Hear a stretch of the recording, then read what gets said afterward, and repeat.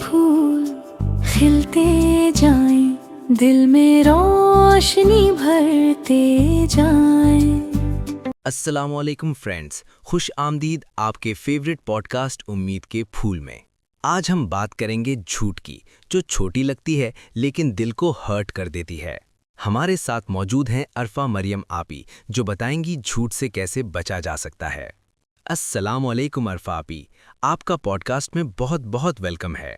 وعلیکم السلام عمیر، اور تمام بچوں کو میرا پیار بھرا سلام۔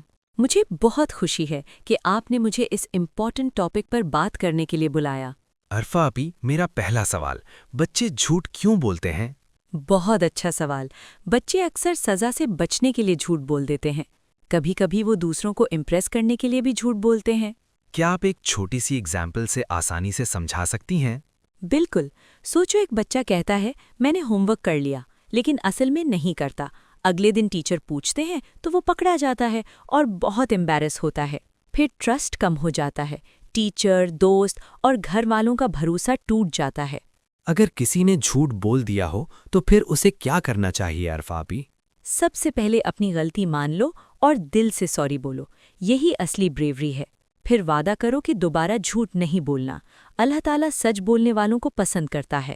بچوں کو جھوٹ سے بچنے کے لیے روزانہ کیا کرنا چاہیے عرفہ آپی؟ ہمیشہ سچ بولنے کی عادت ڈالو، چاہے سچ بولنا تھوڑا مشکل ہی کیوں نہ ہو۔ اگر غلطی ہو جائے تو چھپاؤ مت، اپنے بڑوں سے بات کرو اور بتا دو۔ سچ بولنے سے دل ہلکا ہوتا ہے اور سب کا ٹرسٹ بڑھتا اور اسٹرانگ رہتا ہے۔ عرفہ آپی، کیا آپ بچوں کے لیے ایک چھوٹا سا میسج دینا چاہیں گی؟ جی ہاں بچوں، یاد رکھو، جھوٹ وقتی ہوتا ہے لیکن سچ ہمیشہ کے لیے ہوتا ہے۔ سچ بولنے والے بچے سب کے دل میں جگہ بناتے ہیں۔ آؤ وعدہ کریں، ہم ہمیشہ سچ بولیں گے۔ بچوں، آج کی ایکٹیویٹی یہ ہے، ایک دن میں آپ کتنی بار سچ بولتے ہو ڈائری میں لکھو، اور جب جھوٹ بولنے کا دل کرے تو سوچو، سچ بولنے سے دل صاف اور اسٹرانگ رہتا ہے۔